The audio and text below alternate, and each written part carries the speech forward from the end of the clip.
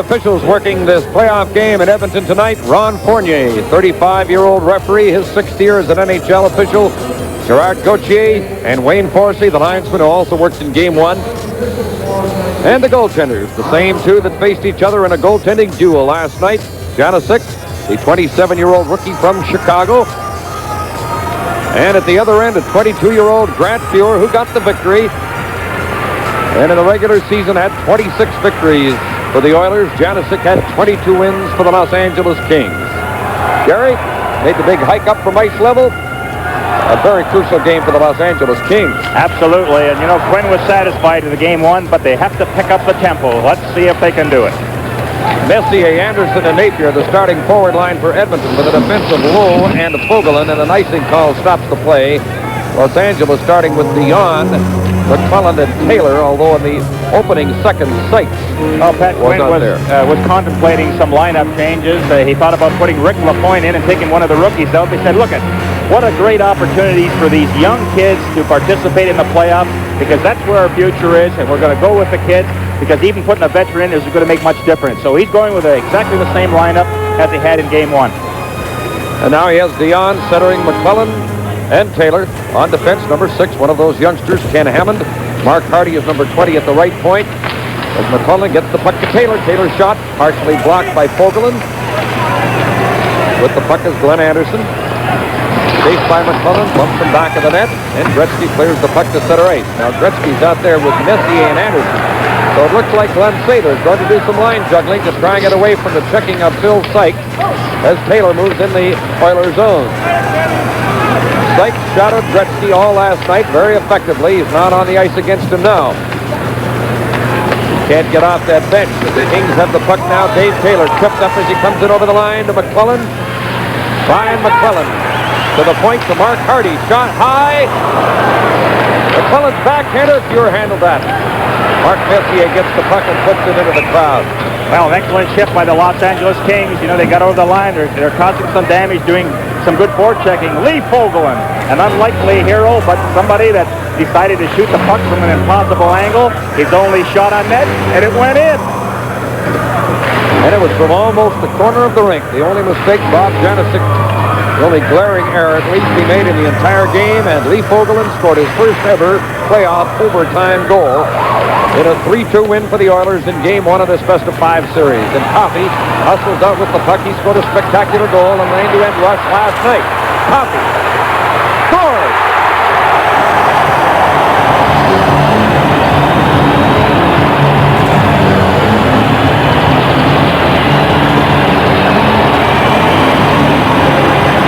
He's at it again. Now that's something that the LA Kings better do something about, the likes of Paul Coffey. But again, that great acceleration. Fox had a crack at him. Look at that cut into the middle. Tremendous.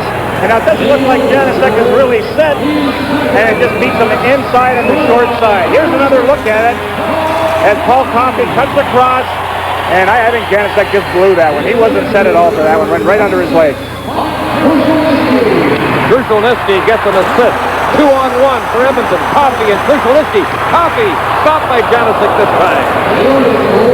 Again, that's a big save for Janicic. Krushelnyski got the only assist on the goal at 1:10. Coffey's second goal of the series. Gary Curry with the puck.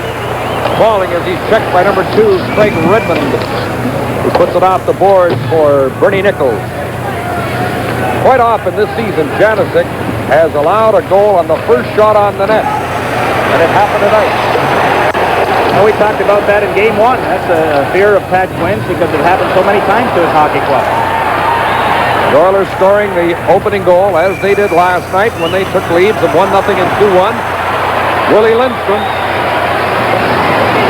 checked off the puck by Jay Wells. Jim, what's happening right now is the Oilers are playing their game. They're freewheeling, and it's up to LA to start getting in front of people and slow down the pace. Stromenko, who didn't play much last night, clearing it back into the Los Angeles zone. That's Jay Wells to the puck around for Galley, number 3. Stromenko intercepts. Tiger Williams. Ahead now to Doug Smith on the right wing is Steve Shutt. The long shot, Fuhr handled that one. Kevin Lowe suffered a mild Charlie horse last night when he crashed into the goalpost, but he's out there, number 4 on the Oiler defense. But Semenko bumps with Galley, works him over a little bit, and Semenko is going to get a penalty for roughing up Gary Galley along the boards. It's a delayed penalty on Edmonton's Dave Semenko. As soon as the Oilers get possession, here comes the penalty with 3:05 gone in the period. Stanley Cup 85 on CBC is coming to you from the Northlands Coliseum in Edmonton. As a goalie, I depend on this to protect my eyes. Canadian National Institute for the Blind is a united agency that knows how important it is to protect your eyes. Thanks to your support, the CNIB works hard to save lives in sports, in recreation, and on the job. Thanks to you, it works for all of us. The united way. Right, kids? Yeah!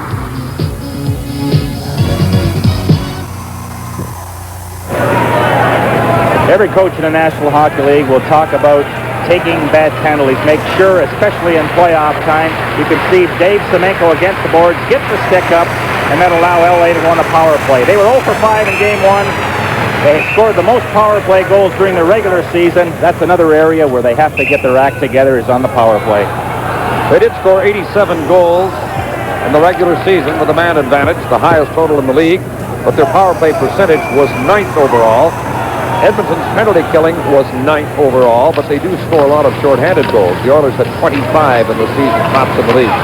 Now the Kings setting up on the power play. Dion's pass in front for Taylor. Dave Taylor with the puck. Dion goes to the front of the net. McClelland is at the side of the goal, and on the point they have Nichols, number 9, and Hardy, number 20. Fuhr makes the save on the second shot as well. Nichols going to the puck, keeping it on side along the boards as he battles with Lee Fogelin. And the play is stopped with 1 minute and 31 seconds left in Semenko's penalty. Now some good work by Nichols against the boards. You know, the consensus on the penalty killing of the Oilers during the regular season, the middle was always open. When the LA Kings came out of their own end, they would try and go into a swing and throw the puck up the middle. So obviously the Oilers did some homework and studied the tapes because they closed the middle in Game 1, and that gave the Kings a lot of trouble getting out of their own end. Messier and Gretzky are killing the penalty up front for Edmonton. On defense, Lowe and Fogelin. And the Kings have to organize in the neutral zone. During the regular season, in their 8 meetings, Edmonton won 4, Los Angeles won 3, and there was a 2-all tie in their first meeting of the year. Brian McClelland on the boards, losing the puck. Out comes Messier, as Gretzky's now been replaced by Billy Carroll, and Hunter now comes out as a penalty killer as well. 1:07 left in Semenko's penalty. It's 1-0 Edmonton on Coffey's goal. Ryan McClelland, number 27, into the corner to Dave Taylor. Dion's in front of the net as Nichols controls at the point. Watched by Coffey. The shot deflects and taken aside by Carroll. Coffey clears it out. Hardy shouted by Dave Hunter. Now there's 35 seconds left in the power play. McClelland checked from behind by Carroll. He's grabbed by McClelland. The crowd reacts to that. Puck came in front, but he's easily intercepted by Hunter. Coming out with Huddy, going by Gretzky. Pass intercepted with 12 seconds left in the Los Angeles power play, and it looks like they could be 0 for 6 in the series with a man advantage. As the penalty's just about over. McClelland from the corner. The penalty's over. Edmonton back at full strength. From the point, Craig Redmond shot. Fuhr stopped it. I don't think he saw it, but he stood up to make the save. And Gretzky winds up with the puck, joined by Coffey. Semenko's with him. And they're offside. Now for the Hockey Night in Canada update. Here is Chris Cuthbert. Well, Jim, the Jets have turned the tables early in the second period. Trailing 1-0 after 1, the Jets get on the scoreboard. Dave Babbage will feed it across here. Dave Ellett takes the shot. Now it misses the net, but it takes a bad angle hop off the glass. Dale Howardchuk, his second goal of the playoffs, and it tied at 1-1. And then 16 seconds later, Reggie Lemelin drops that shot, and Doug Smale cashes in on the rebound. Jets lead 2-1. Lemelin doesn't look very sharp. On both of those goals there, he seemed to be asleep. And you have to have a good goaltending, especially in Winnipeg. And Hayward's been giving the Jets very good goaltending down the stretch and in the playoffs. Of course, the winner of that series plays the winner of this series. The venues change on the weekend. Games in Calgary and Los Angeles on Saturday. A little mix-up off the face-off. Steve Shutt and Mark Messier. Shutt not normally involved in any altercation, but took exception to Messier's moves as they line up, and they're very close to the face-off spot. The two number 11. Hardy with the puck. Slides to Grant Fuhr. Andy Mogus, the backup goaltender for Edmonton. Darren Elliott, the backup for Los Angeles. As Messier comes in with Napier on the right wing. Messier winds up with the puck again, then loses it for the second time. Doug Smith trying to get loose. Randy Gregg gets the puck in the corner, and Smith goes after him there. Tiger Williams slowed up by Melnick as they battle for the puck. Williams centering it. Hardy winds up and lets it go, and it's wide of the target. Williams, the side of the net, trying to shoot. And Fuhr covers up the puck. We played 6 minutes of the opening period. Coffey's goal has Edmonton ahead. When the night was thick with the snore of sleep, Jimmy Jet's dream made a giant leap to a toy Esso station that came to life with a Jeep and a dog and a shiny red bike. And crash rolled the boy who went with his teddy to find all the people but found only Eddie playing near his favorite toy. So he went back to bed and the dreams of a boy. Give your boy or girl something to dream about, too. The Playmobil Esso station for $19.95, and 6 purchases from Esso, you can save $60. In the Patrick Division Semifinal in Philadelphia, rookie Todd Bergen has his second goal of the playoffs. It's now the Flyers and Rangers tied 1-1. Keeping you up to date in all the action. 8 playoff games again tonight. A lot of pressure by the Kings as they've already registered 7 shots against Grant Fuhr. He's been flawless. Standing up. Boy, he's making some good saves. Dion gets the draw to Brian Engblom, number 5, putting it back of the net. Kevin Lowe takes over there as Dion moves into forecheck. Dion after the puck again. Now Lowe starts up for the Oilers. Kuchelniski getting behind Redmond. Kuchelniski right in, centered it.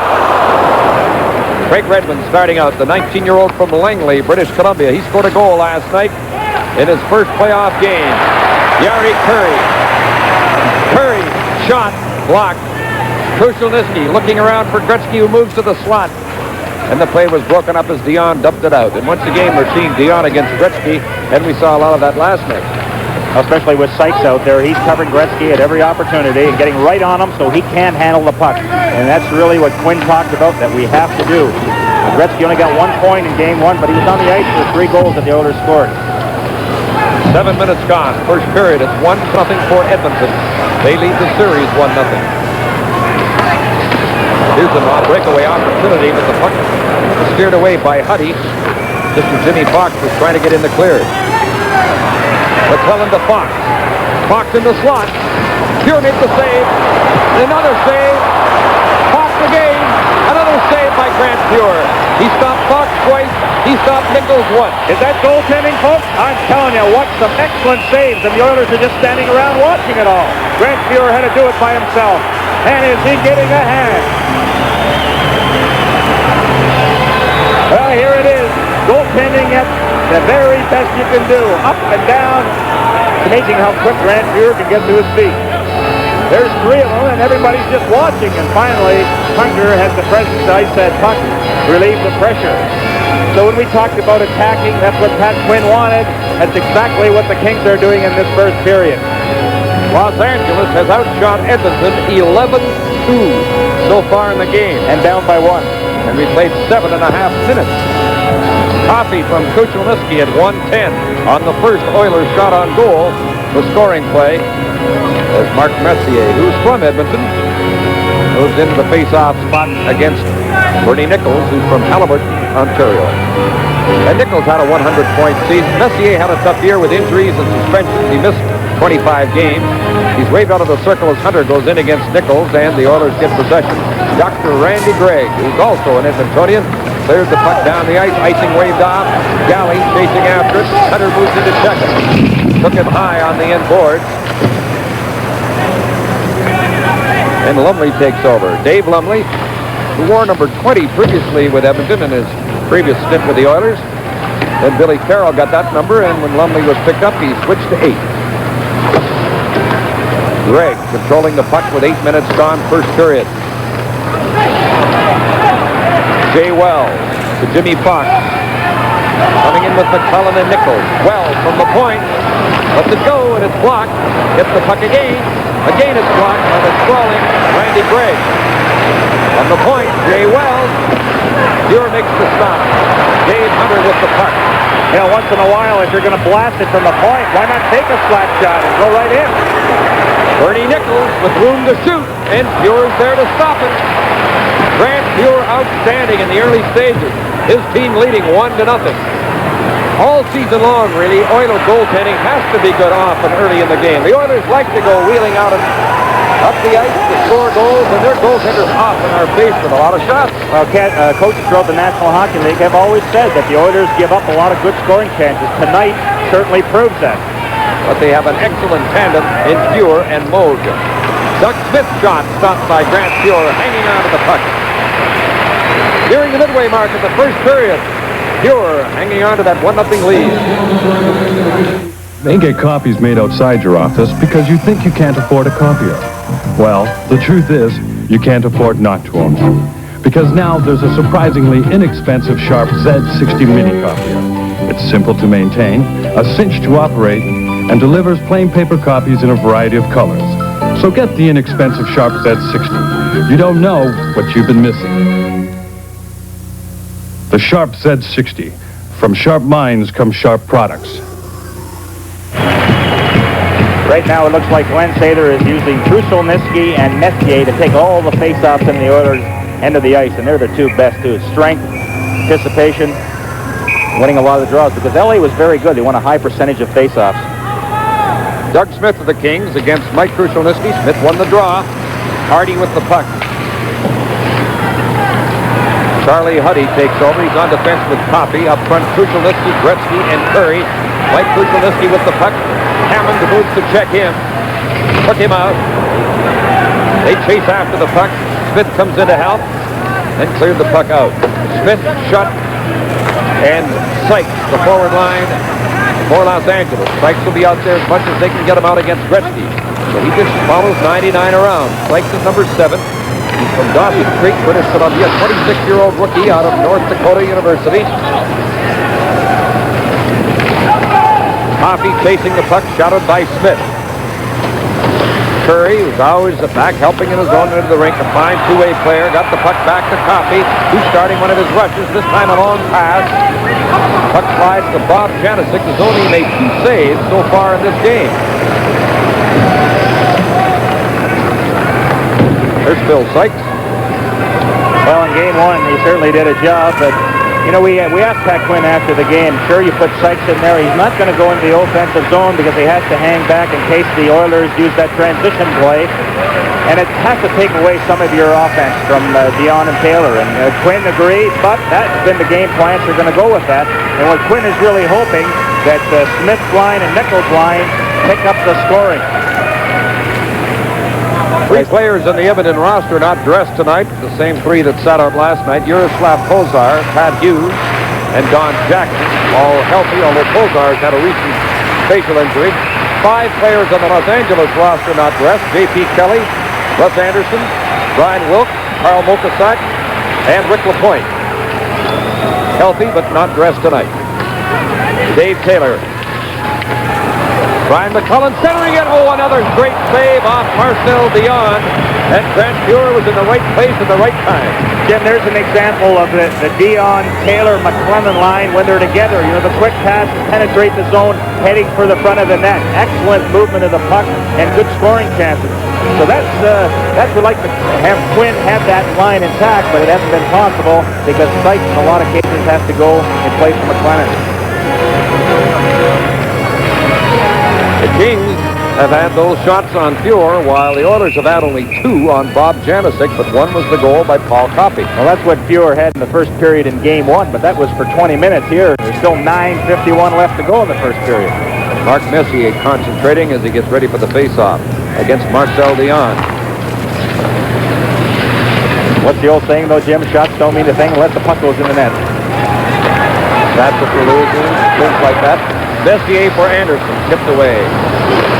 The fast skating line of Anderson, Messier, and Napier up front for Edmonton. Napier, number 18, along the boards after the puck. Taylor to Gary. Gary, a rookie defenseman from Bowling Green, just picked it off the